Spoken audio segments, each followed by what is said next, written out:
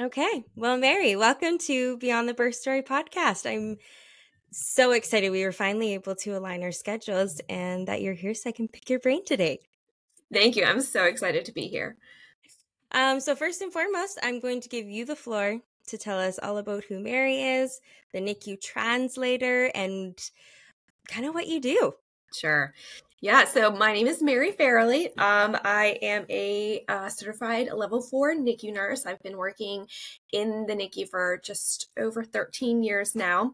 I'm also a professionally trained doula, so I actually started my doula work at the same time during nursing school, so also for about 13 years. I'm also a nurse educator and the founder of the NICU Translator. So the NICU Translator was started about a little over 2 years now initially, where I started to see and help fill the gap between life in the NICU and life at home. I had this kind of epiphany after my second daughter was born and I struggled with postpartum depression and anxiety.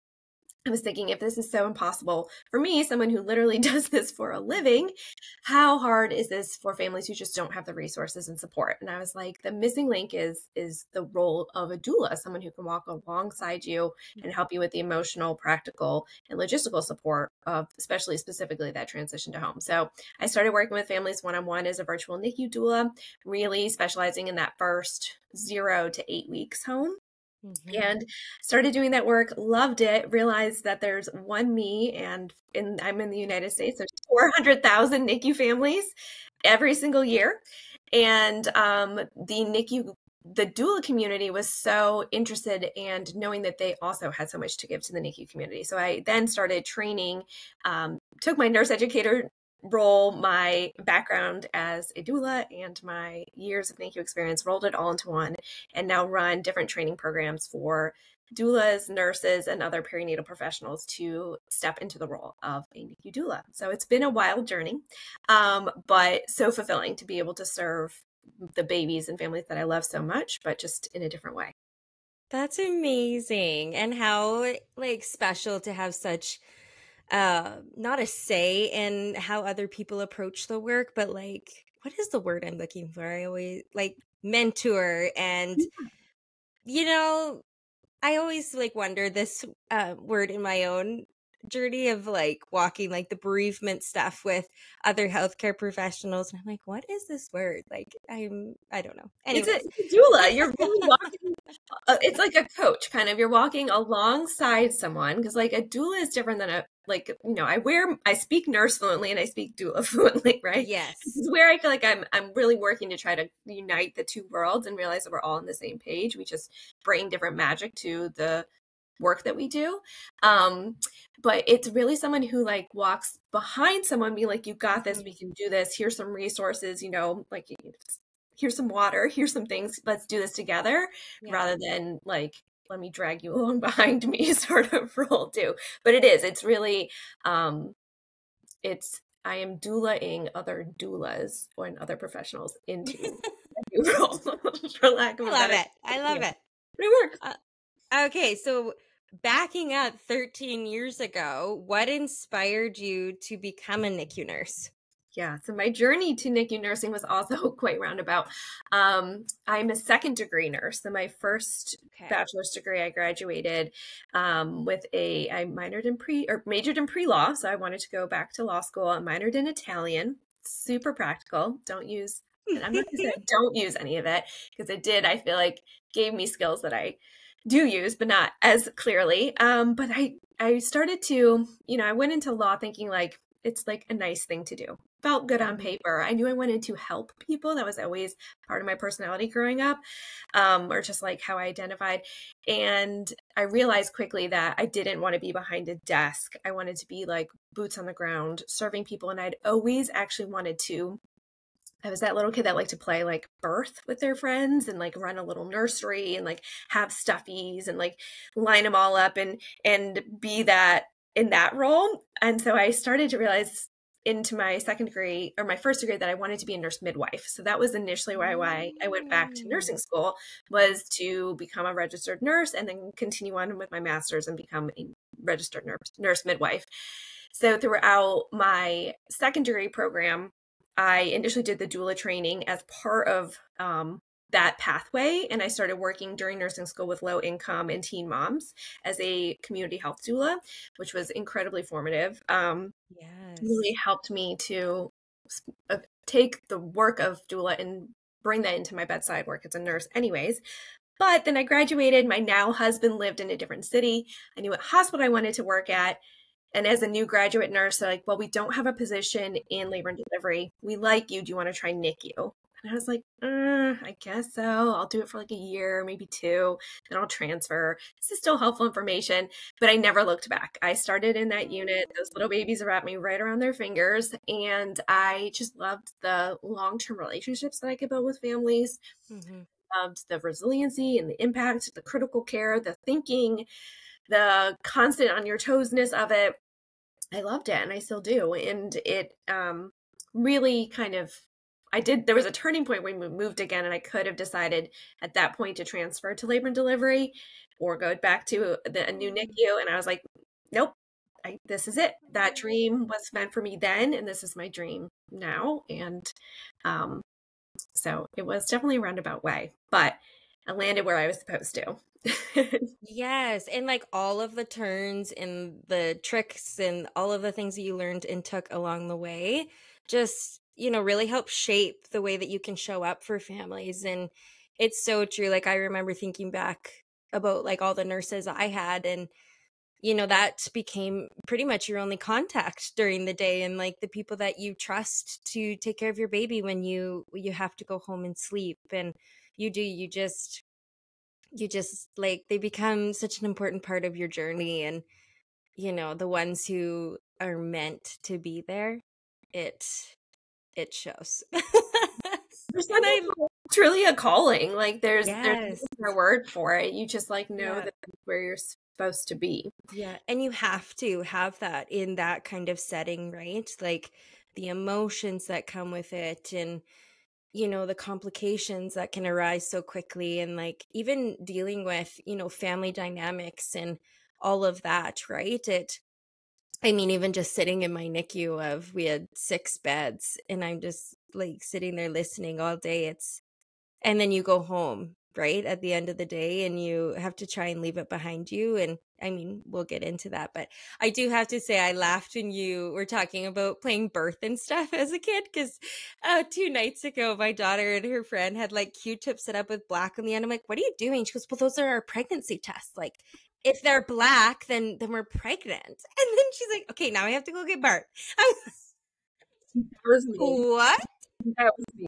100%. I don't know why. I don't know where I got this. Like, You're meant to be there. This is where my brain went, and I love that. dragged my poor little sister along with me in all those journeys. That was not her calling. Right. She got to walk alongside me in all of them, but that's so funny. It's so fun to look back on, right? Honestly, the way they had them set up, I'm like, okay. It's so cute. Oh my gosh. Okay, these questions are going to bounce around a little bit because we have a strong audience of NICU moms and all of that, but we also have a lot of healthcare providers and nurses that hop on and take experiences in other professionals and personal stories and implement them into their practice. So I'm going to hit both hats today, both lenses. But first, how has the NICU journey and being a NICU nurse really shaped like you personally, and how you view life and how you go through life, and went, delivering your own children and all of that? Yeah. So the NICU definitely has shaped my core belief in the goodness of humanity. So you get to see people. Really, we step into these people's worlds as a nurse, into families at sometimes one of the worst days of their life. Yeah. And you really have to humble yourself into realizing the potential impact that your words, your actions, even your gestures have, because they're imprinting on people's experiences, their core memories. There's these core experiences, whether they're good, traumatic, somewhere in between. And so it really has, the longer I've been a nurse and the more that I've spoken to families outside of the walls of the NICU who are telling me their stories after, it has made me realize how incredibly important just showing up as a person, taking care of a person is in the NICU setting. It's one thing to have incredibly strong clinical skills, and those are so essential, like life-saving hands-on skills, because these babies are fragile, and the NICU is a unique world outside of any other part of health.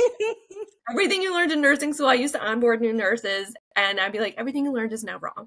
Please learn this new way of doing everything, because babies are opposite and they do what they want and all the things. But it has really also leveled the plane. Like anybody who is a parent is in the NICU, from whatever walk of life they're from, background, beliefs, whatever it may be, in the core of it, they're just people who love their babies and they want the best for them too. So I think that the power of your words and showing up has really transformed how I just interact with people in the world too. In terms of my own parenting journey, I think I was a pretty good NICU nurse before I became a parent, but once I was on the other side of things and I was a patient and someone, my journey to becoming a parent, neither of my girls were in the NICU, but I had many, many losses before my first daughter was born, and then in between too. So I was in the system as someone experiencing a really intense traumatic event too. And then seeing how other people's words and actions imprinted on my experience also shaped my care and how I deliver it too. So I feel like the other thing that the NICU shows too is but we can do hard things, right? Like even on our hardest days, the power that these babies have to just see the joy in life, to just be able to just show up in love, even when they're experiencing hard things. Those are all lessons that as adults we need to sometimes remember and reflect on. Like they're just here to be loved on, even if it's the hardest thing that's going on in them. And we all need to take a memo from our sweet NICU babies. And we get to actually literally see miracles happen. And that is also, there's nothing like it anywhere in any other part of my life. I know wherever I show up serving families, whether it's as a doula or as a nurse or whatever it is in the NICU world, you know, you're making a difference too. Like that's just, it's so special. And I wouldn't trade it for anything. You just like listening to you talk, because I like think back to a couple nurses I had that I'm like, why are you a NICU nurse? Like, ooh. And then hearing you talk, I'm like, oh my gosh. Like whoever gets you as a nurse is just so lucky. Thank you. My gosh. It's like balancing kind of that emotional weight that comes with taking care of these babies and then having to discharge them one day. Like how do you kind of like balance that? Like you get so attached to them. You do. And you don't forget them. I want families who are listening to know that whether you were able to take your baby home or not, because not every NICU family gets to take their babies home, we remember you. We might not remember your exact name, parents' names, and I can know you as like so-and-so's mom, but I feel like that's how people know me. So I'm, whatever. Exactly. Like that's what I want to be called. I remember your stories. I remember your wins, and I remember those hard days. So it is tricky, but it also is, I mean, that the second you close the door and say goodbye to a family, literally in a shift, you turn around and say hello to a new one. There's always new people who need your care and your energy and your space. That being said, when you were mentioning that there's some people at the bedside that you're going to interact with in healthcare, and I had those experiences too, even as someone getting care in my own health care system with my colleagues, I was like, man, that everyone brings their own baggage to the bedside too. And as healthcare providers, I know as a nurse yourself, we experience and see really hard, intense things too, and are not given any time, space, resources, or tools really to process them and to work through them and integrate them into your life. So a lot of nurses, especially at a certain point, if they don't have this type of resiliency and coping skills built in, will burn out. And what burnout looks like is this compassion fatigue. So you just cannot show up for other people, even maybe you want to, but your body simply will not let you. And that I think is, some of it I think is just, there are some people that's just a personality thing, and there's nothing we can do. But a lot of it is just how, especially in the US, the healthcare system is set up to burn through nurses and not see nurses and other healthcare professionals as individual people with needs and really real lives too outside of the bedside. So I think there's so much work to do there too, because I feel like especially healthcare providers who are cared for will care for others better. I think there's so much work to do around that. But what would be your biggest piece of advice for a nurse experiencing kind of that compassion fatigue? Like, how can we, breathe some love and light and strength and compassion back into ourselves?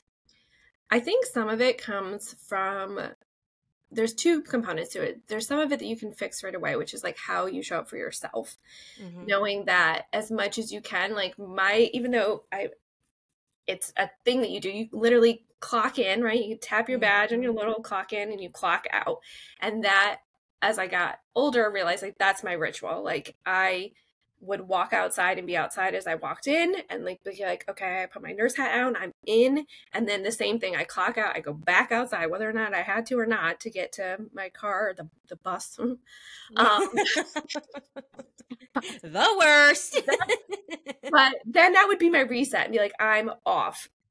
Sometimes if I had a really hard shift, because HIPAA is tricky, you can't just trauma dump on whoever is around you, I would voice memo myself and let out my thoughts, or I'd word vomit in a journal, just whatever happened. If I had a loss that shift, I always have a spot where I write that baby's name down. So I have a whole list of all these little lives that so mean a lot. And I feel like the more space that you can build in a way where you're truly off is essential. And I know that that's hard. I know that there's always these texts saying, come in and pick up more shifts. There's this exploitation of healthcare workers' heart being like, don't leave your colleagues and your patients behind. You need to come in and do it. And yes, and you need to still be able to say no. Like we need to say a compassionate no to extra projects, extra things, extra, and know when your limit is and say it out loud. And then the other piece of it is culture. I feel like we have this culture in nursing of, we pass on our nursing generational trauma to the new nurses. So we're like, it was hard for me. I had to work nights. I had to do XYZ. And so she needs to know how hard it is. She signed up for this, all these like things that we say. And there's an element of truth, right? Like we do have to learn. You're not going to come in knowing and be able to just, roll a roost and do all the things. But you also need to know that people are stepping into this role and they're new. And we were all new one time too. We weren't born into the world being an expert badass nurse. It took time. Right. And so compassion and does come, but it takes a lot of time to build up those experiences and those tools and confidence. And I know that the flip side is, especially like turnover and all that went on during COVID, is that like people just were sick of teaching other nurses. But if we're nicer to each other and model even like peer to peer, like a senior nurse showing like, hey, like you look really tired. I'm going to cover your patient for 30 minutes. If you want to go like have an extended lunch, like I got you, or whatever it is. Just acknowledging and speaking like the hard are oftentimes I feel like our speaking the hard, it turns into this just like complaining kind of war, which then can kind of turn into gossip. And that's a coping outlet for a lot of nurses. But I know, especially when I was starting NICU doula work, I went from full-time nurse to part-time nurse to PRN. And the more space I had away from the bedside, when I would come back to it, I'd be like, oh guys, like we are hurting inside. Like this is hurt. Like, it's just, you're hurting inside. And then because that, you're hurting other people. And we just need to slow down for 5 seconds and just like take a breath. Like, it's okay. I know that's harder to do in practice than not, but it needs to happen because we're like spiraling down this little tunnel. One person starts and it's like a domino effect, right? Because it affects everybody on the unit, right? And then it hits the patients, and the families can feel it too. even if you think you're not changing your care, it does. It just shifts the energy in a Yeah. unit. And when And it's in those working, it works vulnerable, great. yeah, in those vulnerable times, everybody's picking that up, right? Because you're kind Yep. of just sitting, watching the clock pass, you're watching the monitors beep, you're watching every blip in the ECG and all of these Mhm. things, and it's so your mind is kind of looking for other things to focus on, and so then that ends up being what you pick up, right? Is the energies and who wants to be there and maybe who needs a few days off, right? And healthcare, I've been recognizing that and allowing it and encouraging it Yeah. rather than just squeeze every ounce out of them until they burn out and leave, and then finding a new one to come in and Oh, ring out. right. So And I that's always say too, with like that guilt trip of like, well, you never pick up. It's like, okay, well, I work a 0.58 for a reason. mhm. Like, there's casual nurses, and yes, we'll pick up when we can, but we need the break. Like, Yeah. And it's you're crazy. probably infinitely better at the bedside when you are there than those that are working Yes. shift after shift after shift, and just Yep. then you just turn into a warm body rather than a real Literally, human. we're only human. Mhm. Yes. Okay, what are some of the biggest misconceptions parents might have when they first enter into the NICU? So I talk about this sometimes in especially my doula trainings with birth doulas, is we do such a disservice to families by not even mentioning the NICU at all in any type of prenatal education, childbirth prep classes. The March and Dimes did a study that showed that of all the different childbirth ed classes that they looked at, only about 10 to 15% even like mentioned the NICU. But Oh. statistically, it's 1 in 10 babies that are born have a NICU stay. And in some parts of the world, it's higher than that too. Hmm. So I feel like a lot of times parents are going into the NICU with two visions, both of which are, rooted in some truth or not. They're either seeing like the Grey's Anatomy version and are assuming that the NICU is just for preemies, and they have this image of everybody's in a box and there's tubes and wires and it's really sterile and really bright. Yeah. Or they have this other idea that the NICU is not an ICU, that is, it's cozy and warm and you just hold babies all day long. But it's usually somewhere in the middle, like Hmm. the NICU is not just for preemies. Term infants are about 50% of who enters into the NICU stay. And some people do have the opportunity to know that a NICU is possibly part of their journey, or likely, whether they had a prenatal diagnosis or Hmm. something came up during their own health journey.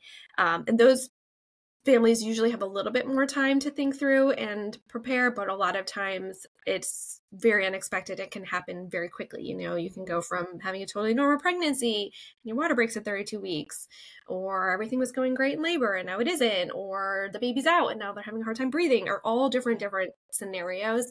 And so I think that and every NICU is different too. So a lot of times, like, what a misconception might be can be related to that kind of differences in care and the different levels of care too.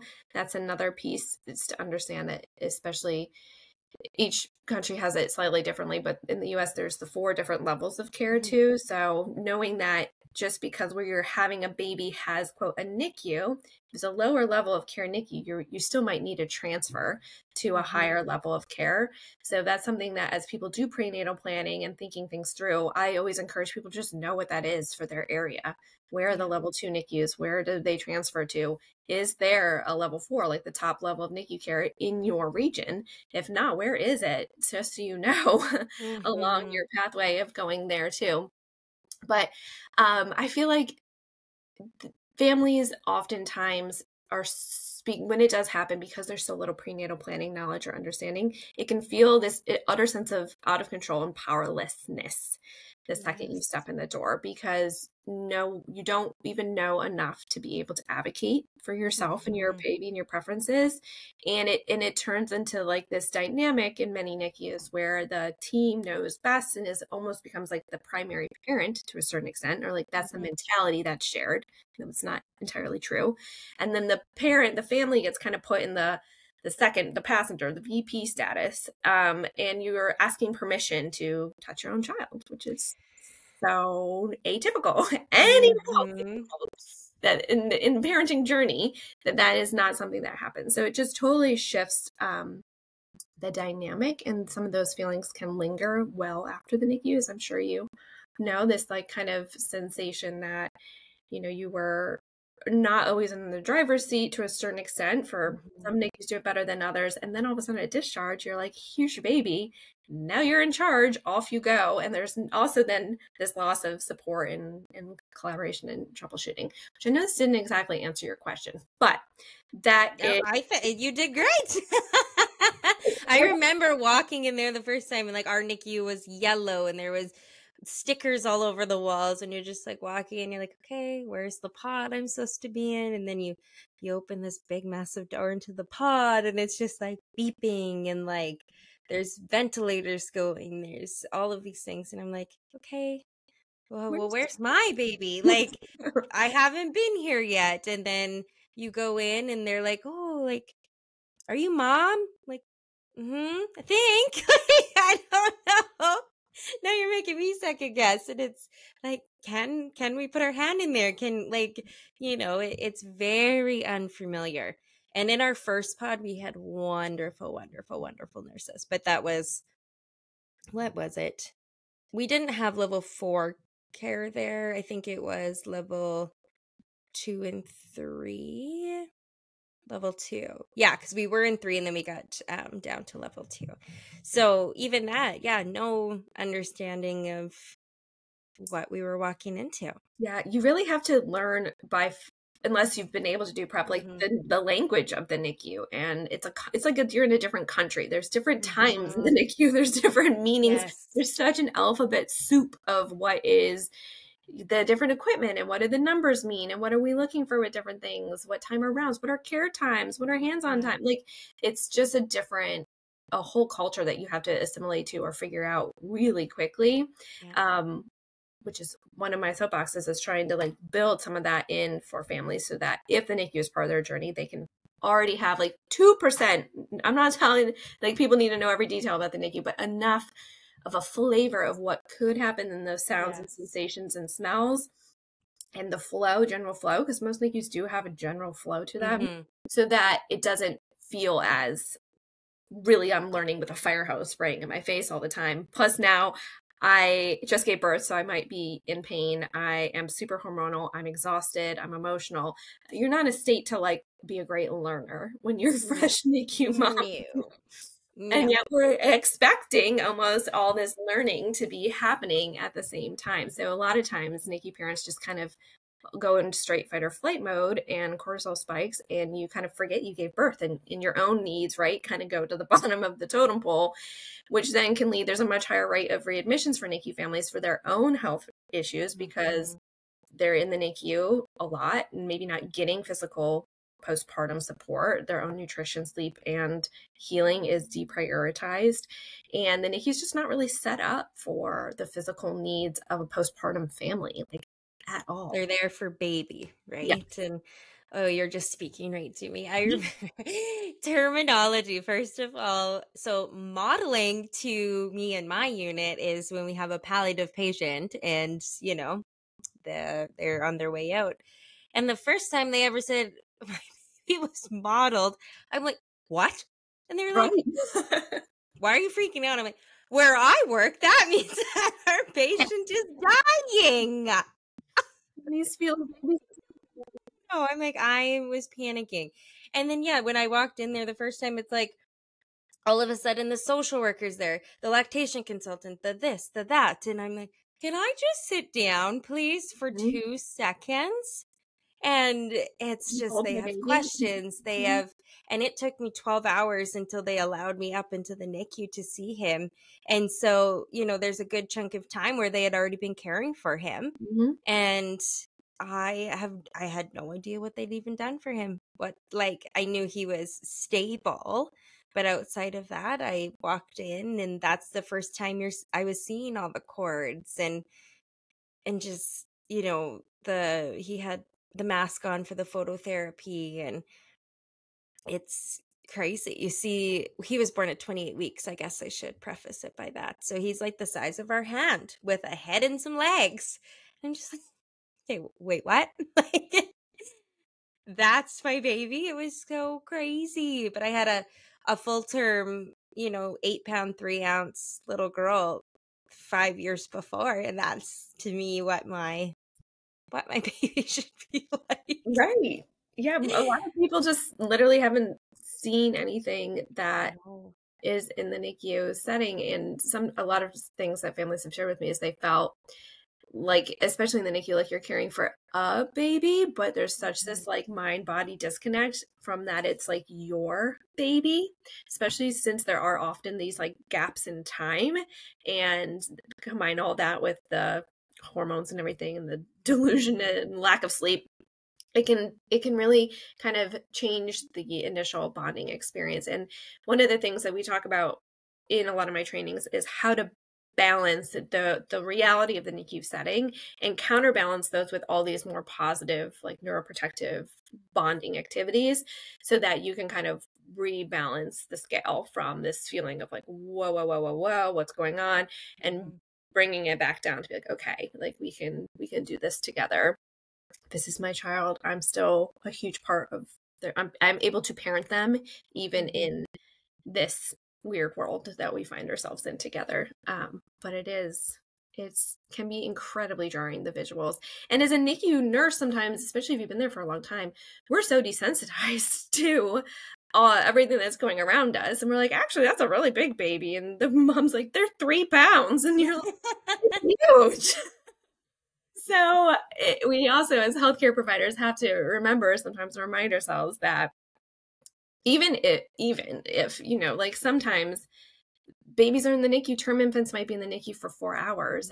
And in your head, sometimes or even out loud, I'll hear some people be like, she doesn't know, like, it could be so much worse, whatever it is. But it's still so disruptive to be and see your baby covered in wires and tubes and be separated and do all the things. Like, that's still really intense. There's sometimes in NICU culture, there's this like one-upmanship sometimes, like, oh, I was there for 30 days. I was there for 150 days. She doesn't know. No, we don't know what each other's experiences is.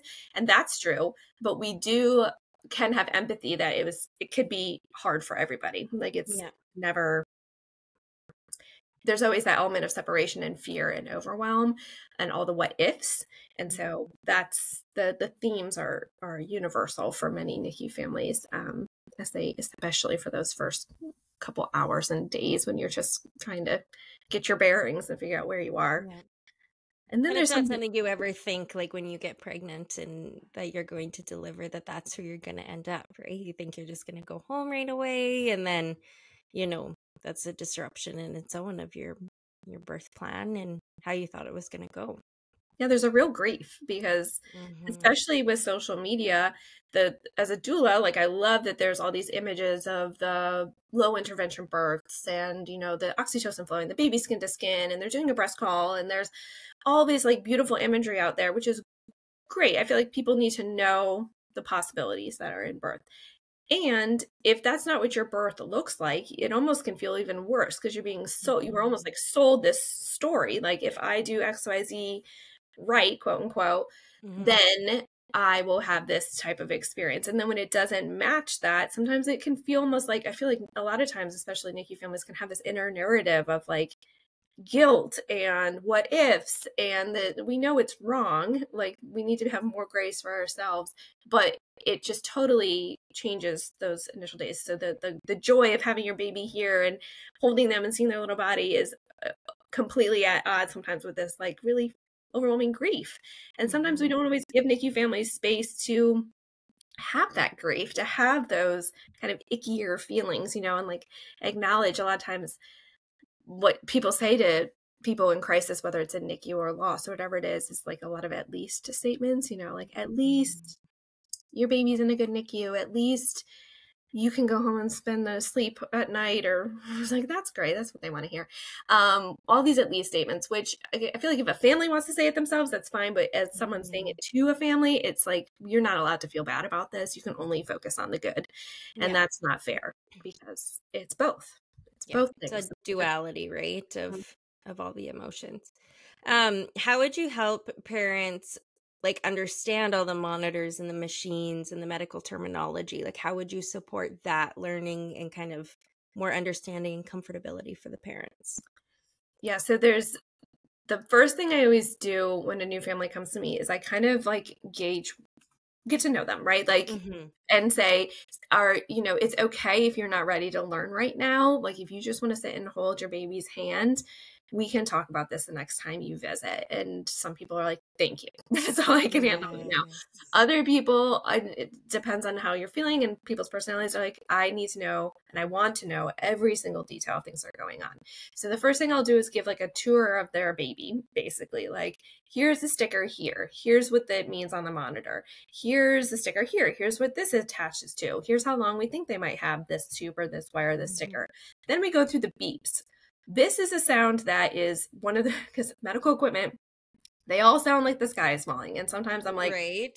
it's not that deep. Like, please chill out. To the monitor, not to the family, but the monitor. Yeah. You're like, and you're like, it's a sticker. It's fine. So I always try to like say, like, these are the sounds that are likely going to happen. These are the ones that are like, I'm coming, I'll be right there. And these are the ones where people might come to your bedside quickly. But know that we know every single monitor, what there's going on. I'm watching your baby all the time, even when I'm not at the bed spot. If you ever have a question or a concern, bring it up to me. So that's usually like the ground basic place to go. We also oftentimes, and it really depends on, again, the family's capacity for learning, but giving bite-sized snippets like every single day, but also having families come to rounds as much as possible, because that is sometimes one time during the day where all the cooks are in the kitchen at the same time. The nurse is there, ideally the family's there, the medical provider, the nurse practitioner, the doctor, the respiratory therapist, the dietitian, they're all in the same space. And it's so helpful to have a family there and able to listen to the conversations that are being had, even if you don't understand every single word that's being said. And then knowing that you have a place to speak up. I always help families prepare for rounds. Like, this is what's going to happen. I would come up with some questions now if you can, because in the moment they're going to say, Mom, do you have any questions? And you might be like, there. And then in 10 minutes or an hour, you're like, man, I have all these questions. And now they're all scattered all over the hospital, and it's hard to get all back together in the same spot. So that is another way of thinking, and knowing that your voice and your opinion counts too. Even if you don't feel like you know enough to help advocate, make a decision, that just means that you can ask. You deserve to have your questions answered so that you can feel confident in the care and the understanding and the options potentially that you have. Because a lot of times in the NICU, the culture is we do the thing and then we tell the parents after. We like make the decision and then we're like, this is what we did today. And I from a nursing perspective, I get that. Like, the logistics of that mean that things get done faster. But from the family's perspective, it doesn't give any chance for autonomy, and it can feel like you don't have any say in your baby's care, which I feel like impacts long-term trauma, bonding, mental health, even though we don't really think about that in the moment. But looking past that micro moment in time, we're setting families up for long-term implications that continue well after discharge, because discharge is just one day. It's an incredible day. But just because you were a NICU baby on Monday and now you're not, doesn't mean there's nothing. It's fine. You're just, quote, normal now.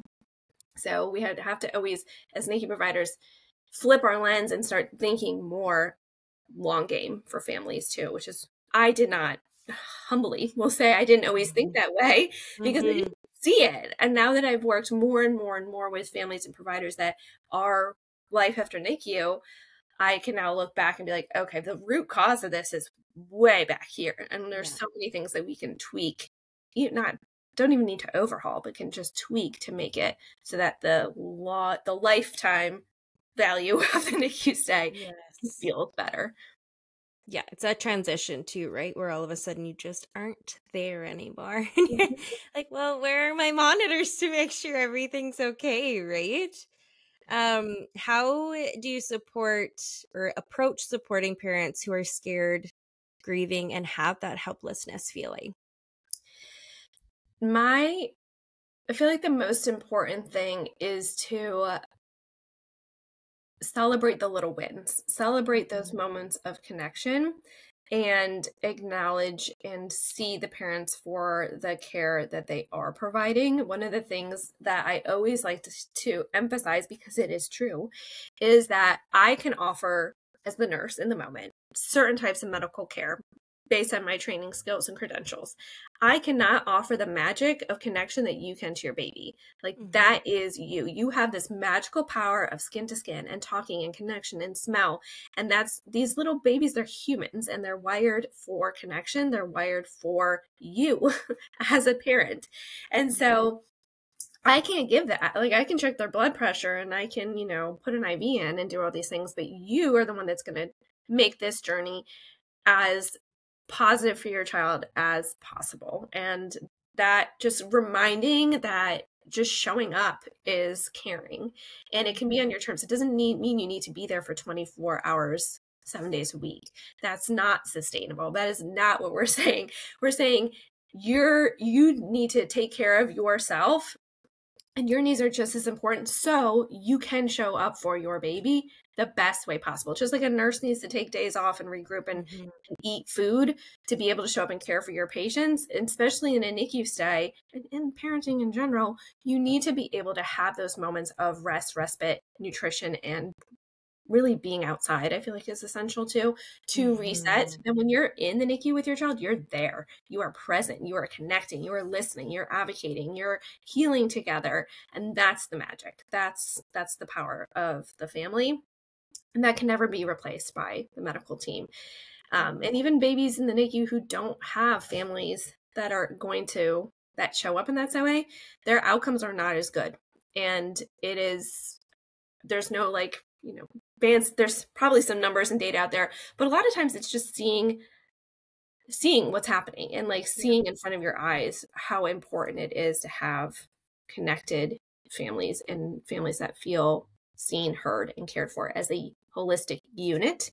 And that is also where I feel like the role of a NICU doula shines, because the logistics of healthcare means that we are bound to our license, to the tasks, the policies, the protocols to a certain extent. And I know there's been the priority for me as a nurse at the bedside always has to be, like in Maslow's hierarchy of needs, the safety and well-being and the medical care of that baby. And so what oftentimes is missing is time, energy, space, and knowledge for supporting the family as a whole. So and sometimes it's also just what we learned. Like no one, unfortunately, even when I was onboarding nurses, I spent so much time teaching pathophysiology and curriculum that's based on care, hands-on tangible care, checking boxes, tasks, critical thinking, but we barely touched it at all on trauma-informed care and emotional support, and how the system is built just doesn't leave space for that. So that's where my mission is to bring the work of NICU doulas, people who are trained and understand the nuances of NICU care, who are skilled and able to collaborate with medical teams and integrate into that type of care and supplement the already incredible hands-on medical expertise with this extra layer of emotional support and knowledge. Because even as a bedside nurse, I speak doula and I integrate as much into my care, but there's so many days that I know I'm not doing enough, because I always am going to have to prioritize my baby that needs an IV, my baby that needs to go off unit for a procedure, whatever it may be. Yeah. And I know, there's a specific moment in time where I can see it. I had 2 patients. They were both in the ICU.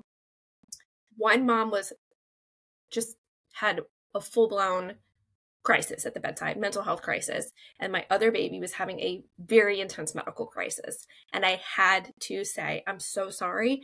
I know that you need me right now. And I love you, I'm giving you this loving care. And I have to be over here for the next hour and a half. And I was like, where's my doula? I just wanted to have someone that I could send over there who could just be present and sit with this family and listen and offer a tissue and a water and a chapstick, the humanity of healthcare. But that's really, I feel like sometimes it's learning as a healthcare provider, the gaps in care that we have. And the other piece of it is acknowledging that the system that we're in is not always going to allow us to give it. So how can we find other people and services and roles that can fill that gap even at the bedside, or maybe especially at the bedside too? Yeah, we try to wear a lot of hats, don't we? Okay, back upstairs. Upstairs. There's paper towel. Okay, I'll deal with it in a minute. Okay, bye. Post NICU baby, just putting on some lipstick. But I love a good sibling narc also. I've got Okay, babe. See you in a minute. an arc. She needs me to know every single time her little sister does not follow the rules. And I'm like, you're not perfect either. Right? Like, whoa. What are some things that NICU parents need to hear but maybe don't know to like ask for? Does that make sense? Yeah, I think that sometimes, and this has come up in different conversations, depending on who you talk to in the unit, you might get different information from different people. And sometimes it's just the amount of information that person has in that moment. Sometimes it's the resources. So sometimes it's even, especially if, like, say you're having like a concern or a logistical problem around getting to and from the NICU and housing. And you might have spoken to one social worker and they're going to tell you one thing. And then they might hear from another family that this other social worker had this other resource and they didn't even know about it. So sometimes I always encourage families to ask, like, are there any other resources that you guys have available to me that I don't know about yet? What other, like, sometimes it's even like a secret room in the hospital where you can go and take a nap. Sometimes it's like logistics around parking. And then the other thing is, again, the power of your voice. And one of the things that a lot of doulas use is this acronym called BRAIN. So it's, what are the benefits? What are the risks? Are there alternatives? I is, what's my intuition say? And N is, what would happen if we did nothing? And I feel like using this tool over and over again in life in general, but especially when you're advocating for the voiceless, for your child who can't tell you what's wrong or maybe can't express, they may have opinions, but they don't have the words for it, is using this tool and just relying on it. So if a provider says, I don't know, an example, we're going to start adding a fortifier to your baby's milk today, instead of like just saying yes and then leaving and be like, man, I don't know if that feels right. I don't know. I have questions about this. In the moment, you can use BRAIN. Say, great, what are the benefits of this? Like, for my baby, not just the general benefits, but for my specific baby, their gestational age, their weight gain, their nutrition labs, what are the benefits? Are there risks? Because I know everything we do in healthcare always has a benefit and a risk. It's just the nature of living. And then all the alternatives, like if this doesn't work and what is the next step? And then I is your intuition. What does your gut say? Like, does your spidey sense as a parent say, it's not today, maybe we can talk about this in a couple of days? You're probably right. Like, the times if I have a parent say to me, I just feel like she's not herself today about their baby, I'm like, ding, ding, ding, ding, ding. They're right. Like, they know. And maybe that baby is not showing like main signs of something going on, but the amount of times that I've seen the parents be right is enough for me to be like, okay, I trust you. Like, let's escalate this. And then N is, what would happen if we did nothing, which isn't always an option in the NICU setting, but is something to ask. Like, what would happen if we didn't fortify today, or what that looks like. So just sometimes people it's helpful to have a tool like that, because in the moment you might have questions, but just constantly going through BRAIN. I do it even when I go to the car mechanic and they're like, you need a new carburetor. I'm like, great. What are the benefits? Yeah. What are the risks? What are the alternatives? What is my gut? It really does, especially if you're being asked to make a decision or have an opinion about something that you do not feel confident in your knowledge of. That is really helpful. And then the I can also be information, like, what other information do I need to make this decision? So that's my favorite go-to. I should have a tattooed on my own. Yes, I love that. There's so many times, like, we had the fortifier specifically, and it was the one round that I didn't make. And I'm not against formula in general. I just know I can breastfeed, and so that was like a huge no-no for me. And when my husband texted me, like, yeah, they're going to fortify. So then I'm looking it up and it looks like formula and this and that. So I'm like, whoa, whoa, whoa, hold up. If he's gaining weight from my breast milk, I don't want to do all these extra things. And he was really spitty uppy. And, coming back to like, the parent knows, like, there was nothing more frustrating for me than bringing up a concern. And they're like, totally disregard it. I'm Mm-hmm. like, okay, like this is not sitting well with me. And, there's a point in time where his NG tube was no longer in the right spot. And I come on, I don't come on shift. I go to the bedside to visit him.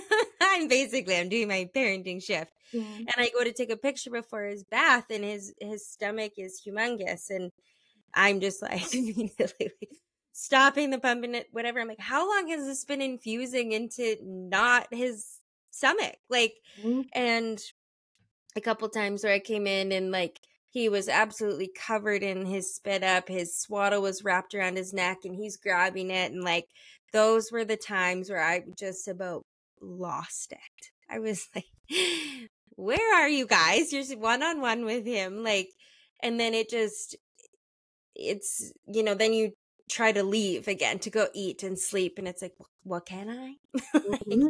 okay, this is the time I will be back kind of thing. But it's just, yeah, there's so many different things um to think about. You already answered this one of how you process and cope, of like stepping outside and putting those hats on and off. And I think I sometimes forget to myself how much just breathing the fresh air actually is important, and to do it without walking to our car, texting on our phone, or talking about the next thing that has to come up, or checking your schedule for what's next. Like, just walk to your car and take a few breaths, right? um and then the community better supporting NICU staff and families outside of the hospital. You're doing a very amazing job with the NICU translator in this. Do you feel like it's more family based, or are you able to really support like other NICU staff? I know you wear a lot of hats with I this, do. so I do. yes.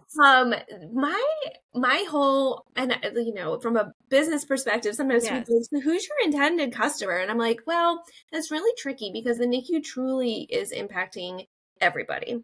And sometimes we can kind of have these different labels in NICU kind of communities, but at the end of the day, we ultimately all kind of want the same thing, which is a better experience for babies and their families.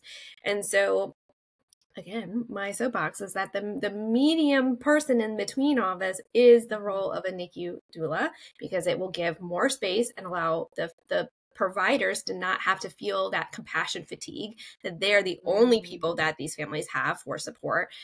And they're also trying to literally do this medical care and save lives. And for families, especially past the NICU stay, the people that go into the programs that I have are not just doulas. Some of them are doulas that have additional training. They're birth or postpartum doulas, and they want to be able to serve their NICU families. But we also have NICU nurses and nurse practitioners and mental health providers and NICU families that want to give back, to look behind in the sisterhood that is NICU families, and be like, I've got you. Like, I want to walk alongside you in this hard because I get it. But they also want this additional layer of understanding that's their lived experience and a more broad spectrum, evidence-based, trauma-informed lens that offers a NICU doula care. And then the middle, when we're meeting in all these classes together, is where the magic is, because we're able to hear each other's wins and where it was hard, and have just this overall understanding and empathy for each other, which is just going to make it everybody be able to come together, even though everyone has their own kind of flavor and how they want to serve, but can actually make real change. Because when it's just the nurses trying to make a change, or it's just families trying to make a change, or it's just doulas trying to make a change, we're all trying, it's like that silo, we're all doing it, but no one is making the same momentum. We're not forming this coalition and having these really shared understanding conversations where we're building real relationships, because that's the whole point, and then able to make those changes and get buy-in from everybody, because everybody wins when we shift how we care for each other and our babies. Everybody wins. So I feel like that's the sweet spot of it, and that's where I'm trying to live in the NICU translator, is the middle, and kind of embracing that. Like, we all want better tools, we all want empowered education. We all want a space to be heard and be seen and to connect with other people who get it, who understand the NICU and want to make a shift. So that's the little hole of the internet that I'm creating. I love it. Okay, I have two final questions. So one is for those supporting somebody who is going through their NICU journey or post NICU journey, what would be some of the most helpful things that they could do and say to support their loved ones who are walking this journey? I'm sure you have your own lived experience, but from the work that I've done and all of the different data that I've collected, one of them, it's the simple gestures that make the biggest difference. Sometimes when people have someone going through crisis, they feel like they have to do this big, grand, like buy a whole case of preemie diapers and get all these different things. It's really like showing up for a person in crisis so that because life keeps lifing, even when something hard is happening to you.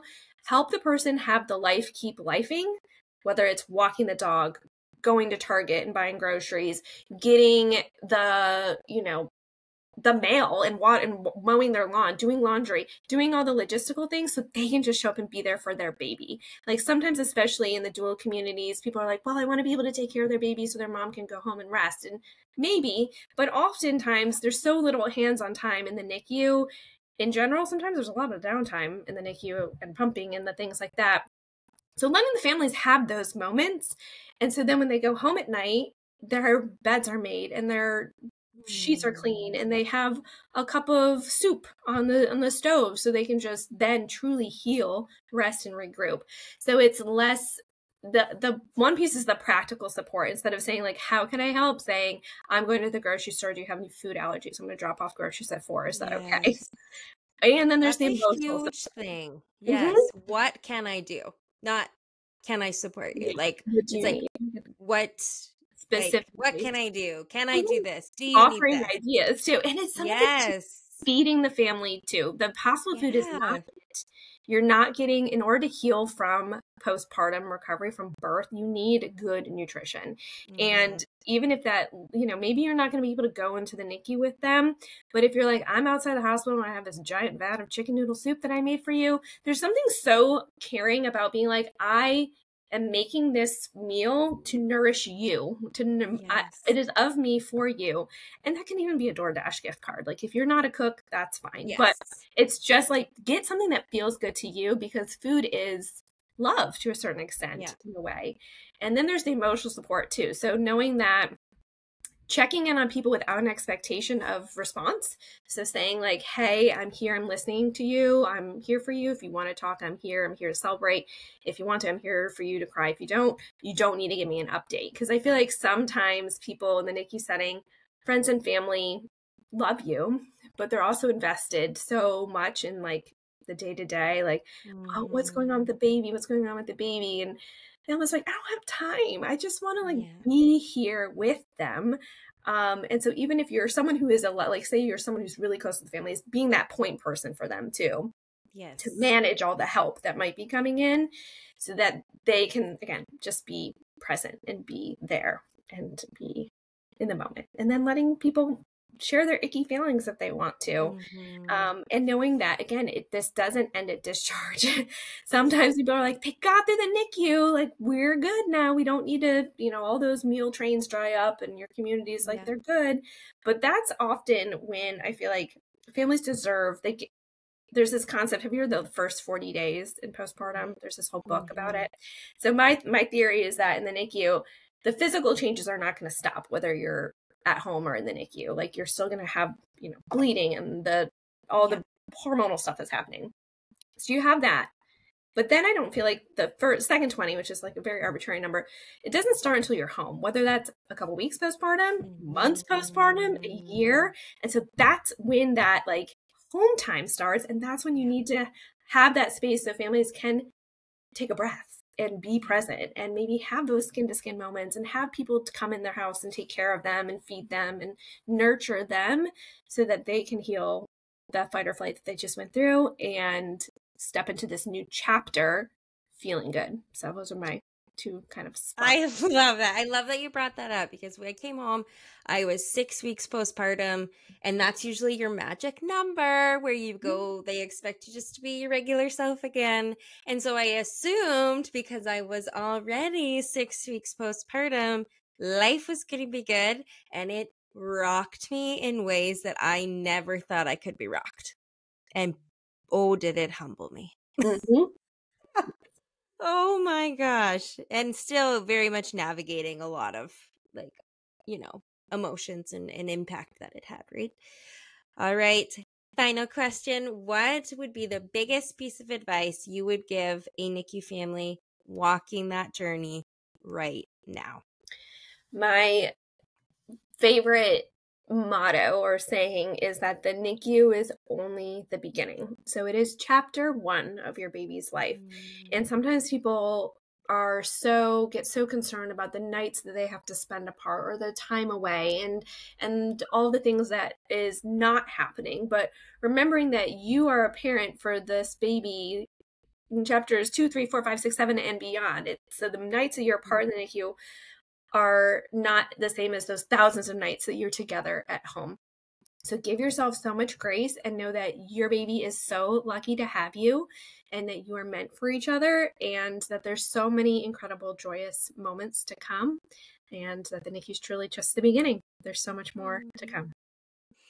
And I just realized I didn't put enough spotlight on those families who don't get to bring their baby home. What is something that is so heavy on your heart that you would like to share with families that, don't get that ending? Yeah. The NICU, sometimes it can be really hard for families that have had a bit of loss in the NICU, especially for those that didn't get to, they don't have an opportunity in the same way for memory making that loss later in life happens. So the people that they love and know in their life may not have ever gotten to meet their baby before their passing. So a lot of families are worried that their baby will be forgotten, or that their life didn't matter, or have the same impact and that they dreamt for them. But I want them to know that their little lives do touch every single human that interact with them, especially on the healthcare team. The babies that I have been alongside during the end of their life, they will stay with me forever, and their light will never be dimmed, and their lives and journey impacted how I care for other families and other babies too. So their story will never be forgotten. I broke out in chills when you said at the beginning of the episode about how you write down their name, and that I love that you do that. I think it's so important, and just hold space for, the names that don't get to be said every day, like our living children, and how much of an impact that loss has on the families, but also, the providers and the families that exist around those babies in the NICU, right? You kind of get to know your neighbor. It's a very, very heavy thing. So I wanted to hold space for those families during this episode as well. So thank you for sharing that. If our families or our nurses or other healthcare providers want to find you and follow you, where do they do that? So I'm on Instagram probably way too much. At the NICU Translator. I also have a podcast that I just started recently called the NICU Translated podcast, which is really bite-sized, attainable information that will help you both as a provider and a family understand the wonky world that is the NICU. So translating the NICU into ways that allow for you to feel like an informed and empowered parent or provider. And then if you're interested in taking the next step and becoming a NICU doula, or you're NICU doula curious, all the information is on my website, which is thenicutranslator.com. You're the perfect person for all of this, especially that podcast. I'm so proud of you. It's a big thing to bite off. And as you have found out, and amongst everything else you're doing, but you're doing incredible things for this community. And thank you for taking the time to meet with me today. It truly has been an honor to see your perspective and even reflect back on my own journey. Well, thank you for having me and giving me this space to share about my work and my mission and my heart, I guess. Your heart is beautiful, and everybody who listens to this episode is going to know and feel the exact same way. Thank you.